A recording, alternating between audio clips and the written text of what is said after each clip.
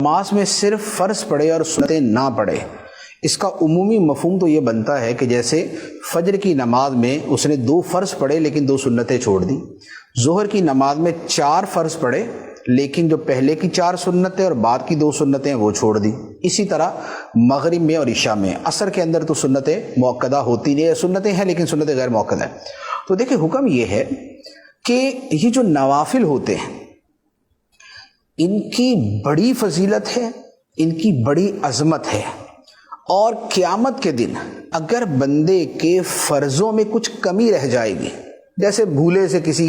آدمی نے بے وضو نماز پڑھ لی تھی، اس کو نہیں پتہ چلا، یا ناقص انداز کے اندر اس نے فرض پڑھے تھے، تو اللہ تعالیٰ ان سنتوں اور نوافل کے ذریعے اس کے فرضوں کی کمی پوری فرمائے گا۔ تو انہیں متممات اور مکملات کہا جاتا ہے کہ یہ فرائض کی تکمیل کرنے والی ہیں، یہ ان کو پورا کرنے والے ہیں۔ تو لہٰذا یہ سنتیں اور نوافل یہ بڑے اہم ہیں اور ان کے بڑے فضائل ہیں۔ احادیث طیبہ کے اندر یہ جیسے مثال کے طور پہ فجر کی سنتیں، اس کے بارے میں تو یہاں تک فرمایا گیا ہے کہ اگرچہ دشمن کے گھوڑے تم پہ حملہ بھی کر دے تب بھی یہ سنتیں ادا کرو، فجر کی سنتیں۔ اور جو باقی سنتیں ہیں ان میں بھی اپنی اپنی ان کی فضیلتیں بیان کی گئی، اور نبی پاک صلی اللہ تعالیٰ علیہ وسلم کا وہ معمول تھی، حتیٰ کہ نبی پاک علیہ السلام سفر و حضر میں یہ سنتیں ادا فرماتے تھے۔ تو لہذا سنتیں اور نوافل ترک نہیں کرنے چاہیے۔ اچھا، اب یہ ہے کہ بالفرض اگر کوئی ترک کرتا ہی ہے تو اس پہ حکم شرعی کیا ہے؟ تو اس کا جواب یہ ہے کہ جو نوافل ہیں یا جو سنتیں غیر مؤکدہ ہیں، اگر ان کو ترک کرتا ہے تو وہ گناہ گار نہیں ہے، ایک فضیلت کا عمل تھا اس نے چھوڑ دیا۔ لیکن اگر سنت مؤکدہ ترک کرتا ہے، سنت مؤکدہ کون سی ہیں؟ ظہر سے پہلے، فجر سے پہلے کی 2، ظہر سے پہلے کی 4 اور ظہر کے بعد کی 2، مغرب کے بعد کی 2 اور عشاء کے بعد کی 2۔ تو یہ سنتیں جو ہیں یہ سنت مؤکدہ۔ اور جمعے کے اندر یہ ہوتا ہے کہ جمعے سے پہلے کی 4 اور جمعے کے بعد کی 4، وہ سنت مؤکدہ۔ تو اب اگر جو سنت مؤکدہ کا تارک ہے تو اس کے بارے میں حکم یہ ہے کہ اگر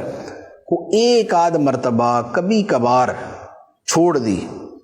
تو اس پر گناہ نہیں ہے۔ ہاں، اس سے پوچھا جائے گا کہ کیوں چھوڑی، یعنی کہ اس سے پوچھ گچھ ہوگی، سرزنش ہوگی، لیکن اس پر گناہ نہیں ہے۔ لیکن اگر سنت مؤکدہ کے ترک کی عادت بنا لے کہ بار بار چھوڑتا ہے، بار بار چھوڑتا ہے، تو یہ جو سنت مؤکدہ کا ترک ہے یہ گناہ ہے، پھر اس پر گناہ ہوگا، اور پھر گناہ جو ہے وہ بہرحال عذاب کے مستحق ہونے کا سبب بنتا ہے۔ البتہ اس میں ایک اور صورت بھی ہے، وہ فقہاء کرام نے جو بیان فرمائی ہے وہ بڑی سخت صورت ہے۔ وہ یہ ہے کہ جو بندہ سنتیں یہ سمجھ کے چھوڑتا ہے کہ یار ان کی کیا اہمیت ہے، تو اس پر فقہاء کرام نے کفر کا حکم دیا ہے کہ اس نے سنتوں کی تخفیف کی ہے، توہین کی ہے، انہیں معمولی اور ہلکا سا سمجھا ہے، تو اس پر بڑا سخت حکم ہے۔ اب جو لوگ عادتاً سنت مؤکدہ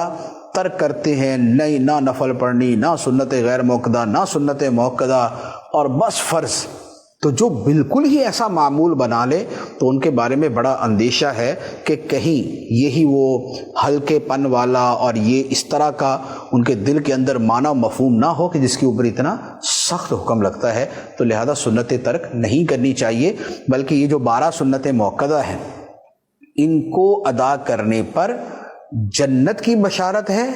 اور انہیں ترک کرنے پر شفاعت سے محرومی کی وعید ہے۔